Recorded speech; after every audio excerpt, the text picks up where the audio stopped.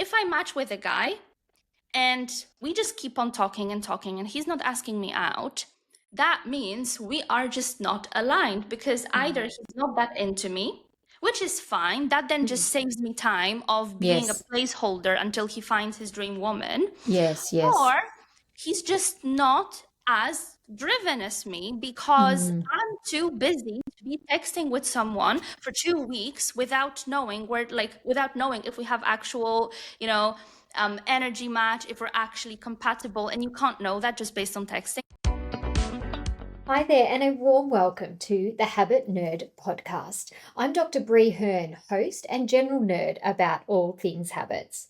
Over my 20 plus years working as a writer, educator, researcher, keynote speaker, and coach, I've realized that habits influence everything from our health to our productivity and even our relationships.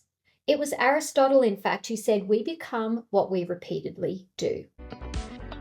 On this podcast, you'll learn from inspiring experts as they share the habits and systems that help them live happily, healthily, and to achieve enormous success in their chosen fields.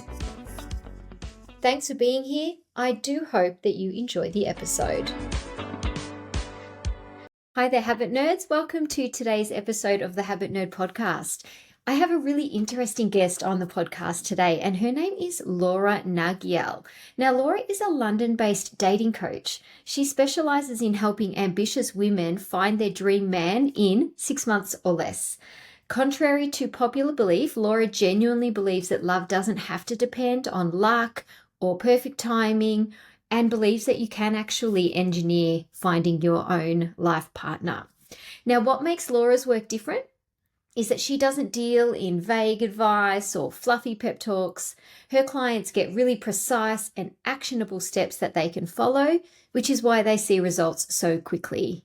Laura is known to be direct and clear and know exactly how to help these ambitious women who are thriving in their careers but stuck in their love lives create the relationship that they have been dreaming of. The reason Laura is so passionate about helping women find love is because dating was a struggle for her for years. Laura felt like she had control over every area of her life except for dating. She was always the single friend or always felt like the unlucky one. So Laura took a year of dating completely, and she identifies as a psychology geek. She has a psych degree. Laura started analyzing her own choices, her own patterns, the way she communicated, and the energy that she led with. And this is where she created the Dream Framework. So Laura has found her own answers and her own dream man, and now she wants to help other women work through their own fears, their limitations, and their anxieties, and provide them with the knowledge they need to find their dream man and finally have it all in life. So listeners would understand how just different and unique and original this topic is for us, and something I'm really excited to dive into. So thank you, Laura, for taking the time. And I should say that I'm recording at dinner time here in Melbourne, and it is first thing bright and early 7 a.m. in the morning over in London. So we're even more grateful to have Laura's time. Thank you so much for the introduction, Brie, and thank you for having me. That's my pleasure. All right, Laura, we start with a fairly general question with all of our guests here on the Habit Nerd. What is a habit that you have that you've worked hard to create and that serves you in your busy life? So, actually, I would say there are 3 habits that really changed my life and the quality of it. But if I had to choose just one, I would say and it's not an obvious habit, but it's actually changing my reaction. It's choosing silence instead of being Mm. directly reactive to. mm to any situation where I might not necessarily agree and my emotions come up and I feel like I really want to say something feisty and I want to win and I want to get the last word, which I have a quite feisty personality and Mm-hmm. and um and I'm a talker. I say a lot, Mm. but taking that step back really allows me to pick my battles and sometimes understand that this is just my emotions getting in the way, and that preserves my peace, and that peace allows me to make better decisions, to have less drama in my life. And so it's a difficult habit, I don't know if we can classify it as that, but it's a difficult change in my behavior. But once Mm, I did it, there was just so much more peace, less drama, way more clear thinking, mm. and better quality relationships. Well, that is so interesting. We've not had that one before. So just silence, basically just taking a beat before you react or respond. Is it Hmm. is it mostly in conflict situations, Laura? Not necessarily. Sometimes it's also just, when I feel like I want to say something and I'm not, and I know it can go, like the reaction can be very strong either way Mm, from the person mm, I'm about to say it to. And mm, and if I know 100% within myself that this is what I mean, I'll say it because it's not about mm, avoiding confrontation. But sometimes we just want to say it for the sake of making it, making it a little tiny bit sting to the other mm, person. And mm, if the intention is that, that's not productive. That doesn't make me a better person. That doesn't make them feel better. And that doesn't improve our relationship. So all that causes is unnecessary drama. So, yes, mm, it will be confrontations, but also sometimes just making unnecessary passing comments. mm, And maybe not everyone is that. Maybe that's just, a personal trait that I have. But I just find that, you know, especially as women, we have that tendency to always want to get the last word mm. because we feel like we know better.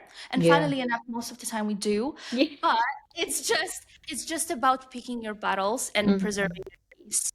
Yeah, I think that's a really productive way to look at it. And, I think you're exactly right. I don't think it's just women, and maybe it's certain types of women that would be more predisposed. But, sometimes it really is about you're not feeling particularly great in yourself. So almost you want to bring someone else down with you, like almost that, that kind of yucky energy. And then you feel that sense of guilt and regret and shame. I certainly recognize that.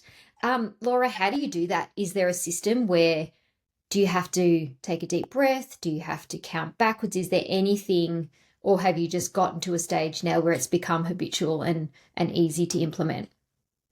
Um, so now it's way easier. I wouldn't say it's always easy, depends on the situation. Mm, But especially at the beginning, I would tell myself that I can always go back and say that thing I want to say. mm, And so essentially delaying it and telling myself if I still feel that way in 10 minutes, I can go back to that person and revisit that point. I can text them, I can call them, but if I'm not 100% sure that this is what I mean and these are not just my emotions, mm, we're both better off just holding off mm, and seeing if we really need to have this conversation in that way. mm. Yeah, I love that. Instead of silencing yourself, you're doing more delaying of it. And then you're making a decision whether, after you've cooled down or after a night's sleep or whatever, if it's still really important to say, and then you'll say it. And it's interesting, isn't it? Because that happened to me last week. I, had a work issue and I really wanted to write this email. And something in me just went, no, put it Mm-hmm. in your drafts, give it a night. And I wasn't Mm-hmm. less angry the next day about the issue, but I was relieved that I hadn't communicated the issue because that was going to cause a whole other range of problems between me and the person who would have received that email. So I think that's yeah, that's a really great reminder and something. Thank you for saying that really novel and original habit. No, I of like course. it. I think what we often don't realize is how much these interactions affect us as well. It's not Mm, just about, oh, okay, this person said this, I don't agree, and I'm gonna mm, make it known. It's also, then we get into this back and forth. And if it, mm, it happens in the context of work, of our personal life, it very often ends up affecting the rest of the day. And then you reflect mm, on it and you're like, actually, I didn't have to mm. say it. There were And so it many wasn't that other ways I could have important. phrased that. Yeah. Yeah. Yeah. Yeah, thank you for the reminder. I love it. You're going to be in my head next time I want to say something, and I'll close my mouth, give it a beat to support the other person in their relationship, but also to support myself. Really like that. Now, Laura, we hear that high achieving women say that men are intimidated by my success. You Hmm. say this is rubbish. You say that's BS. Why Yeah. do you think successful women struggle in dating? Hmm. So let's start with the, successful women intimidate men. I absolutely understand how it happens that so many women, because literally most of my clients that come to me, I hear some iteration of that phrase from them at some point. And I used to say Mm-hmm. it myself, Mm-hmm. because when you put in so much work into your life, so you build an amazing career, great friendship circle, you work on yourself a lot, so you've done your therapy, you read your personal development books, you do all the things, right? It's really difficult to even consider that the reason why dating is not working out might be Mm. within you, because you're like, Mm. no, that's impossible. I've done it I'm all, like, good. Mm. I'm good. It has to be the men. And Mm. so I absolutely get it. And this is why, just like with change in any other area of life, it starts with awareness on why they have that problem, right? And so Mm. to answer your question, the reason why successful women struggle in dating is, most of the time, it's not the only reason, but the most common one, is that as you build your life up, especially your career, in the in the Western society, that's the only one I can speak on. In order Mm. to become successful, you have to really cultivate your masculine energy. Mm. And because you have to be very direct, you have to be very strict and firm and consistent and persistent, and all the relevant Mm. distance, and you have to be very you have to exude a lot of like this energy of authority, Mm. especially when you work with men. Mm. um, and so you have to basically toughen up. And some of the things that I hear from my clients as well is that they feel they almost have to be twice as strong in how they show up versus Mm-hmm. their male counterparts, just in Mm. order to be taken seriously. Mm. And so when you are in that mode for 5, 10, 15, 25 years, this just becomes who you are, the way you Yeah. communicate, Yes. and the way you show up. So you're used to managing everything. You're used to giving orders rather than allowing others to take care of you. Mm. You're used to, even if others do things, you're used to being the one who provides the idea and then oversees the execution. Yes, yes. So that's basically that's the exact opposite to what you need to be in order to achieve a man who does that for you. If Mm. that makes sense. So if you want a guy who's like very secure in his masculine, who has the initiative, who is the leader, who is taking care of you, um, these are the masculine traits. If you show up with the same set of traits and behaviors, there's nothing new in that relationship. You both provide the same, which means there's no real Yin and yang. It's a bit of a clash. Mm. yes, yes. There's no real synergy. That's the word I was Mm. looking for. It's 7 Mm. a.m. and you can tell. So romantic relationships require energy polarity. And so in order to attract that man, you need to think about, so get the awareness first that that is the problem. And then also look at all these areas where you're showing up in your very masculine ways, and how to create a second gear Mm. where you can, without changing who you are. And that's something that I also want to make very, very clear. Having success in dating doesn't mean pretending you're shy, pretending you're not Mm. very outspoken, and Mm. dimming your light and diminishing your success, because you worked hard for it Mhm. and your personality is what it is. It's about changing your approach towards dating. It's about expressing yourself strategically. And so, just how you are different with your colleagues versus your family or friends, you need to have another mode just for dating. Because if you show up to dating the way you do for your career, you end up with men who are passive, who don't have this initiative, who are waiting for orders, which frustrates you so much, but that's just the energetics of it. There needs to be some sort of like the traits that you bring need to be complementary. So if you bring in the leadership and the masculinity, they will bring in the femininity and the passiveness of it all. Oh, that is very interesting. Can you give us some examples of how a woman might actually show up in that energy? Because Do you I, mean? I think it's important to really clarify that point, which you did, that it's Yeah. not about being something else and it's Oh not no. about being quiet. It's not about Mm-hmm. diminishing yourself. It's not about being, No. passive lamb, but it Mm-mm. is. So could you help us with some examples of how that might look? Yes, of course. So, um, maybe let's start with examples from the beginning of the dating process that my clients very often, it's almost like a pattern that most Mm, of them are in. So they have a very masculine approach to dating mm-hmm, because they basically run it like a recruitment process. So mm, they're like, I want to meet them for a glass of wine at a wine bar because over that glass, like I don't have to commit my whole evening. I don't yes, even know if they're worth it. yes. So after we match, I don't want to talk for too long. I ask them out. I set where we're gonna meet and what time, and then during that screening process we decide. But usually, even at that stage of that wine bar date, I just know it's not gonna work out, which Mm, just frustrates me so much because how many of these wine bar dates do I have to do before I even mm, get to the stage where I want to have dinner?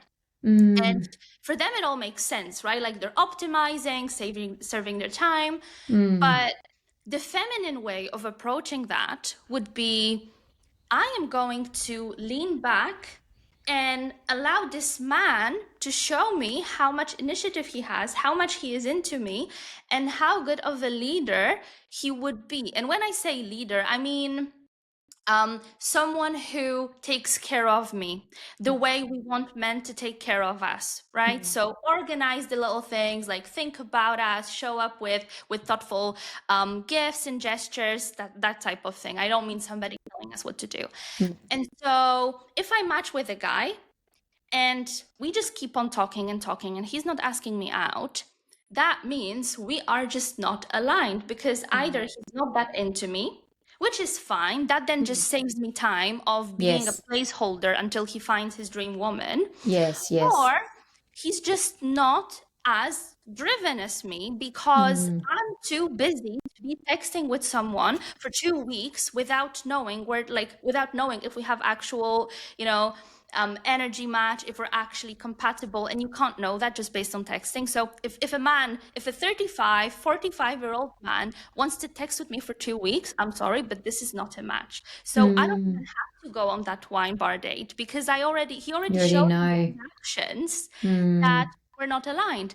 And then on the flip side, a man who will be aligned, he will be doing all these things without me micromanaging and saying, okay, mm, it's been 3 days since we matched, let's meet. Because he will think of the mm, same thing. This is how you invite an equal into your life, not mm. someone who you need to micromanage and that frustrates you, but you feel like there's no other way.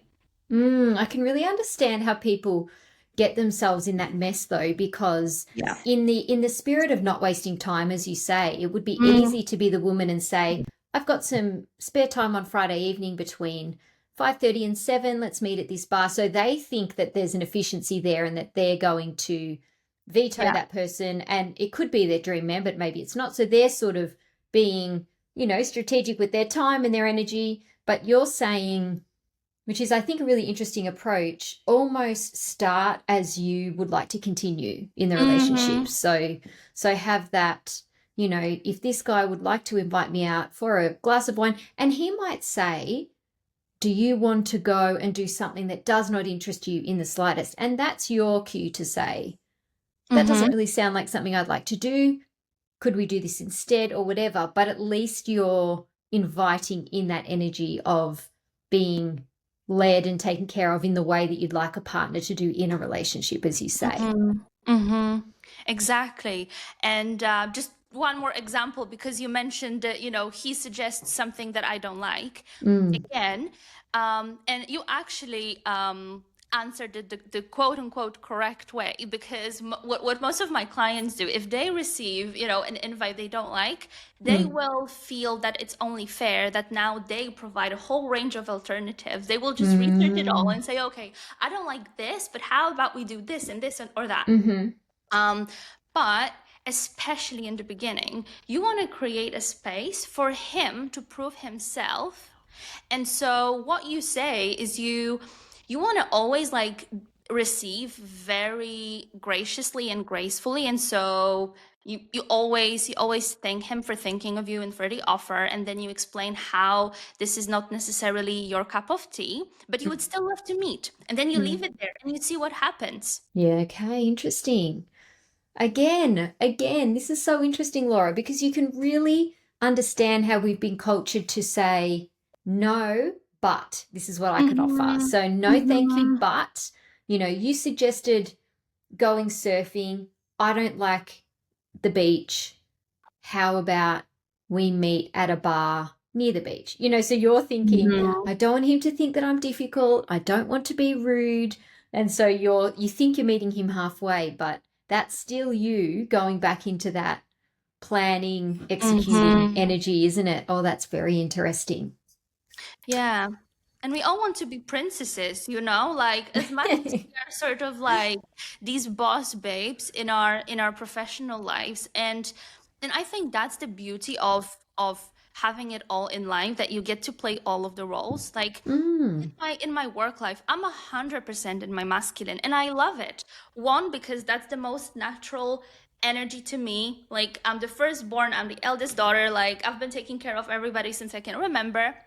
Very natural to me. But also, in that process of coaching, my clients need me to hold them. They have massive personalities themselves. If I was mm, just, very sort of lenient and soft in that, they wouldn't trust me to walk them through the process. So I mm. love getting to express all of that strength that I can provide and all of that support, but I don't want to be the driving force in my relationship, because that's then exhausting. As women, we also crave to be taken care of, to be soft, to be that creative force that inspires rather than executes.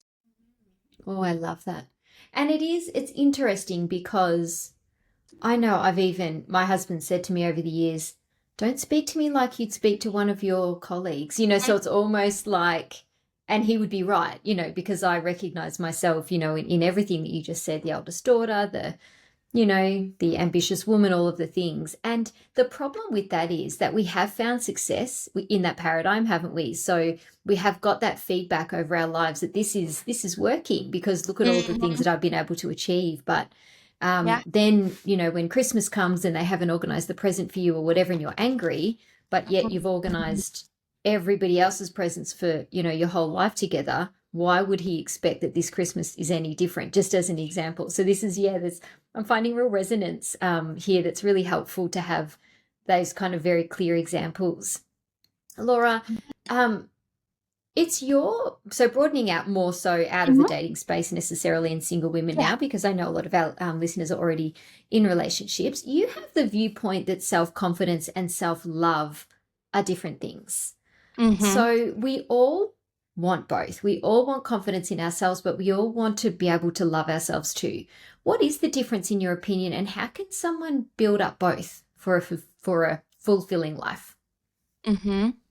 So, the difference between self confidence and self love is that self confidence is external. It is the belief that whatever I set my mind to, I can achieve. And Mm, so, my clients pretty much always have very high self confidence, because self confidence is built through action. It's Mm, built through stacking evidence that, I wanted that thing, and then I worked hard and I sought the right help, the right, I don't know, mentors, strategists, whatever, and mm, then I mm, created a plan, I executed it, put in the hours, and here I am mm, having that outcome that I wanted. And mm, so, if you want to build up your confidence in any area, this is basically about putting in the time, mastering that area that you wanna be more confident in. Because of course we can just say, oh, I just want to feel more confident in general. everything. Yeah. But to that, I will say, I think what you have in mind is actually self love, because self confidence is just about knowing I can deliver. And Mm, then if you know something, right? Like if you've been, let's say, in a role for 10 years and somebody asks you to write a press release. I'm going to use that example because I used to work in PR. mm, It's not like after 10 years you're going to be thinking, oh gosh, am I gonna deliver on this? Is this going to be good enough? Is this going to be okay? No, you just make yourself a cup of coffee, you just get it done, you don't even think about it, right? Because it's just so natural. Whereas when you were starting out, you probably would be rereading it a million times, and mm, because you're new, you're not very confident, you're not sure of yourself that what you're mm, doing is the right thing. And so when you know what you're doing are the right steps and they end up with the right outcome, that's confidence. mm, Self-love, on the other hand, is very much internal. It's our identity, it's our self-esteem. It's what, when we take away the achievements, the status, the lifestyle, the cool clothes, when you take away all of that, when you're left with the core, how much do you not only tolerate it or accept it, but actually embrace it and are proud of it, mm, of yourself, mm, even if you don't produce, even if you don't deliver, and people can't admire you for these things that you produced. Um, and this is very often where my clients struggle, because self love is your compass for navigating life, mhm, life in general, dating life especially. But self love will dictate what your standards will be, mhm, and how you will execute on them despite what your logical brain tells you. mhm, Because, and that applies to everything, not just dating, but we might have a vision for what we want. Let's say in a career, sometimes we stay longer in a specific workplace, even though we keep being passed on for promotion, and it's just not happening. And but we stay, and we don't even know why. It's like, oh, maybe I can't find anything better, it's actually not that bad, let me just, at least it's stable, at least. So mm, then we start rationalizing it, but we know that we are not getting the best that we could. mm, Give you plenty of examples on relationships as well, but mm, basically this is where it comes from, that willingness to accept. It comes from your self-esteem not being high enough, because if you mm, know that I deserve all that's best, you will also think, well, my time is too precious, I only get one life, why would I waste it with people who don't appreciate me, mm, you mm. know? And Yes. so building up that self-confidence, sorry, that self so So, building up that self-love to a good mm, stable level is mm, very often what really shifts the needle, moves. Okay, I'm gonna say that again, because so building up that self-love to a very good stable level is very often what moves the needle when we're mm, struggling to make a big shift in our life. mm, Um, and so when it comes to building up that self-love, we can't stack on evidence like we would with confidence. But what we're looking for is reaffirming our beliefs about ourselves. And so if I'm not going for this new role because I'm just thinking, oh, I've been in this company for 10 years. Am I actually that good? Like, am I actually going to mm, ace an interview? Or, are my mm, options what I think they are? You need to you need to first look at what you feel you're missing. And then if there's some actual tactical steps that you need to take, improvements you need to make, of course, they need to be done. I'm not saying you can change your life on mindset alone, because that's not how it works. Mm. You can't just pray or manifest And wish it. something Yeah. Mm. without taking action. But if on a sort of logical level, everything is there, what's Mm-hmm. missing is that conviction, Mm. then think of the things that you would like to have more of. And then every day look for opportunities to embody them, Mm. and to keep convincing yourself, okay, so I can speak up for myself. I can take up more space. I can be comfortable with being seen. Mm. I can be charismatic. That's very often what we struggle with. If we don't see ourselves as charismatic, especially when it comes to a certain level of seniority, it's Mm. not just about having the technical skills, it's also about knowing how to navigate a room. And so it becomes more about these soft skills. So Mm. charisma, gravitas, Mm. speaking to the right people in the right Mm. way. And Yes. so this, I really do believe the change there happens on a mindset level, because the way you see yourself influences how you show up, and how you Mm. show up obviously influences your results. Mm.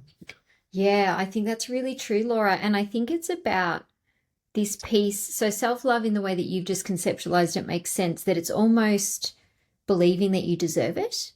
It's Mm, almost a belief without the proof. And then you're saying that you go and look for the little proof pieces in the way that you act throughout the day. So, if it was a promotion that you were seeking, is it that the person who has that job that you're seeking at the moment behaves in a certain way, so maybe you could adopt little micro practices that they have, or mhm. maybe think about how you might dress if you were in that role, and maybe how you might answer a question, and just catch yourself every now and then saying, is that what this version of myself would do? Are they clear Mhm. examples? Am I on the right track there?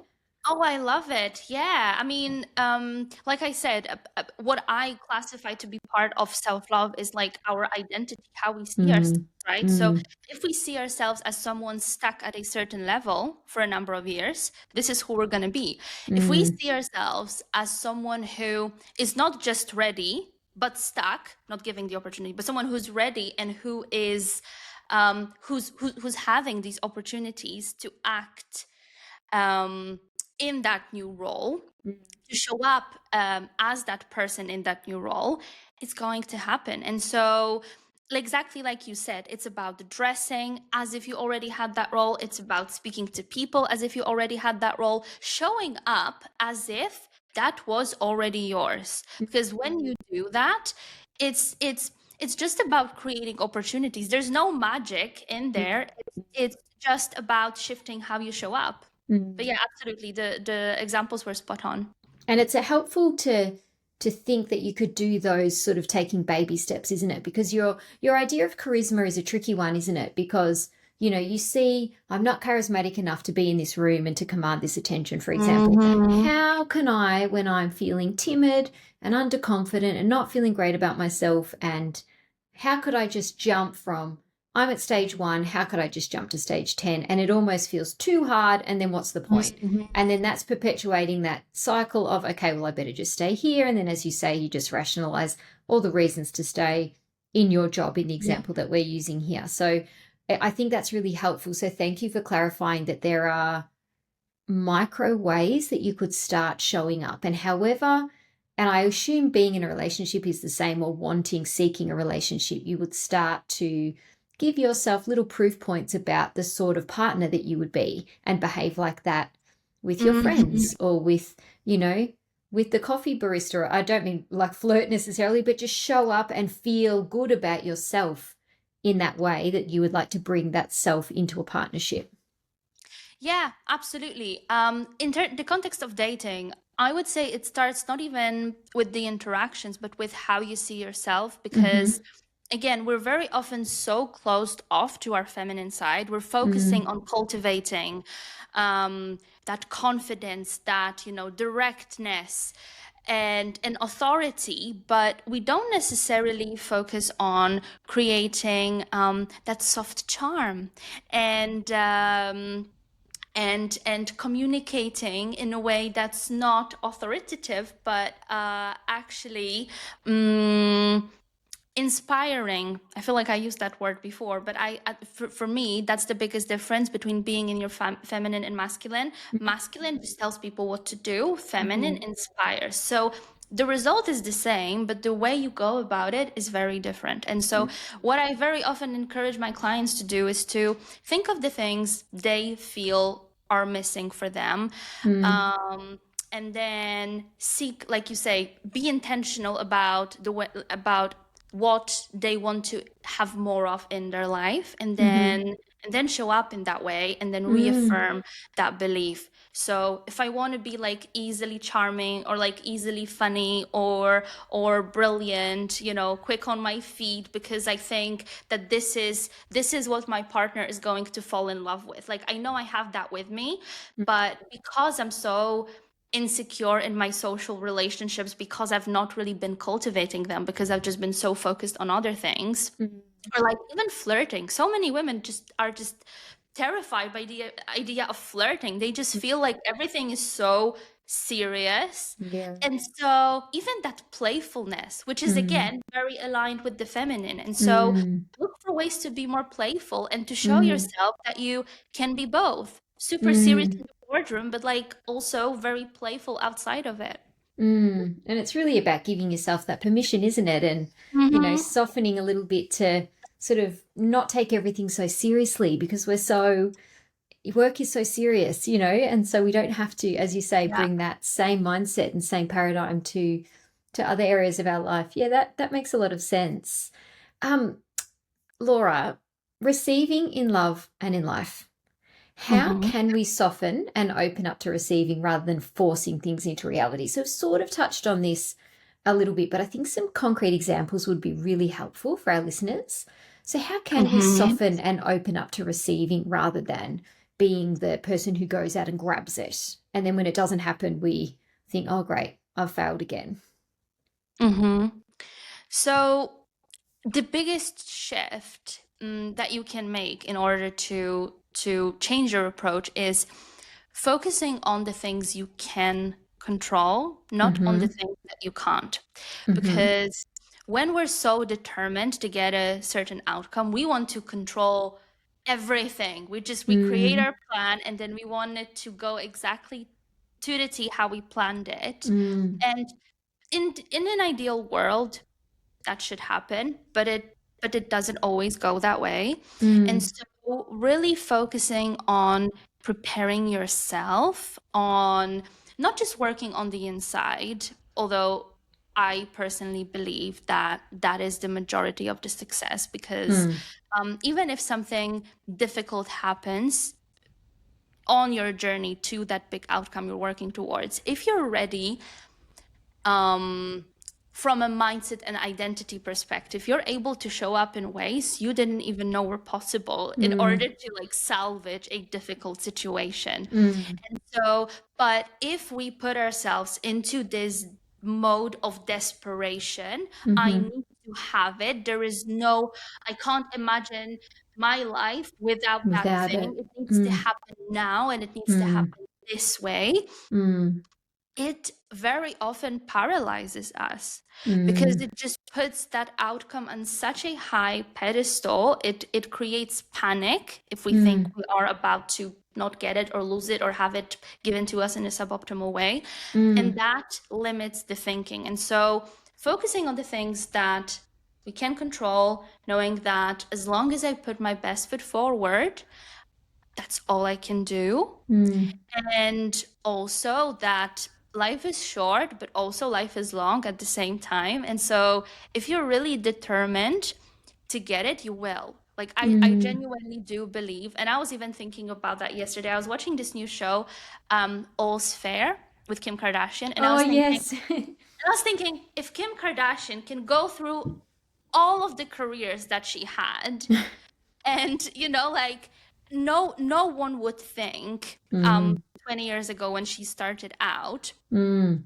that she would become a lawyer, she would be on the Mm. cover of And Vogue, she and would be an and actress. producing TV shows. Yeah. Yes. And so, of course, she has a very privileged background. It's not about that. But Mm. if somebody, like, her level of difficulty is Mm. access, Mm. and sort of being allowed to be in the right rooms, because Yes. these people are all about like who you know and who sees you as worthy, Yes. and Yes.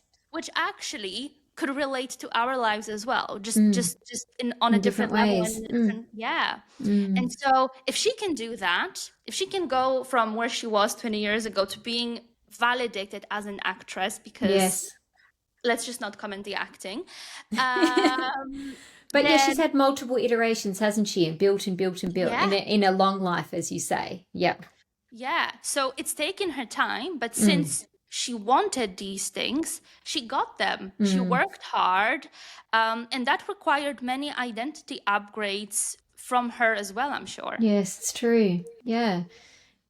I haven't prepared this question, Laura, so I hope you don't mind me asking, but there have been multiple women over my life where they appear Mm-hmm. to quote unquote deserve a partner and they don't have one. Mm-hmm. And I have been guilty and other people have been guilty of saying, "You're so gorgeous. You're so wonderful. Mm-hmm. Why do you not have a partner?" And the response, of course, because they're gracious, is, "Oh, I'll find someone one day." But actually, I think they're thinking, "I know, I don't know why either. Where is he?"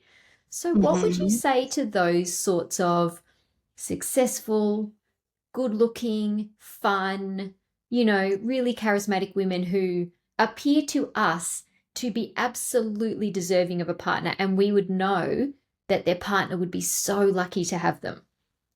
Mm-hmm. First of all, go to my profile on Instagram and take the dating audit.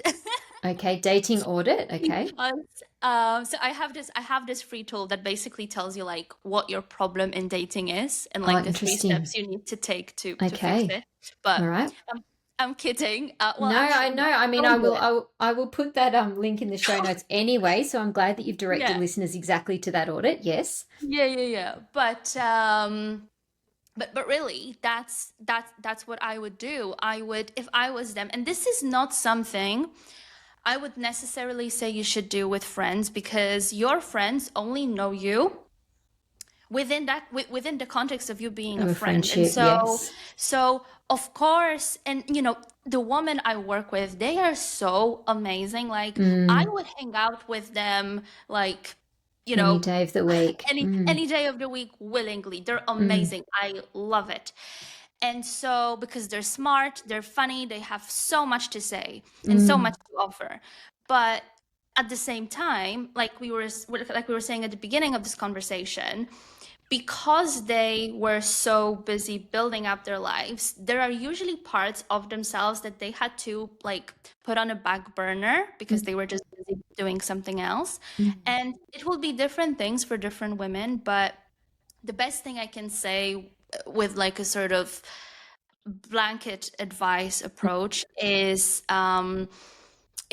have a look at where these relationships are not usually like, what is the moment things go wrong, Mm. because that should give you an indication on what the area that needs work might be, and also open up to the idea that this actually might be you, because Yeah. as amazing as you are in all these other areas of life, dating is very often what we just think is supposed to happen.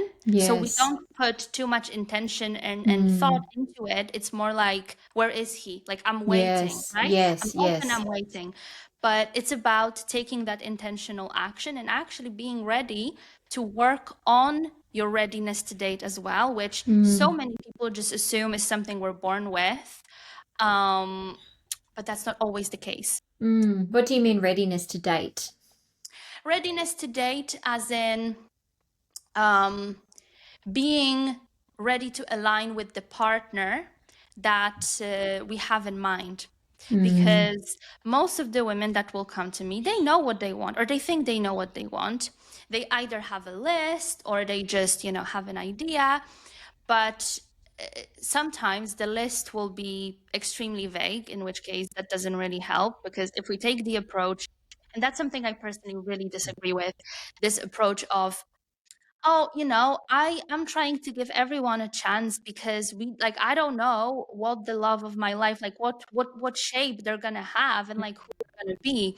But if we have no filters, we just end up going on so many dates with people who are just not compatible, and that just burns us out. And it Right. makes you think, is it me? Yeah. Is it them? Like what is it? And then it makes you frustrated because you're like, Mm. I'm spending so much time on this, Mm. and yet And there's nothing's no, working. Mm. yeah, and nothing's working. And so that readiness to align with that partner, knowing who he is, but also knowing who I have to be in Mm. order to attract him. Because if I want a man, and that's my personal example, something that I wrote in my list was that I I trust and support his vision.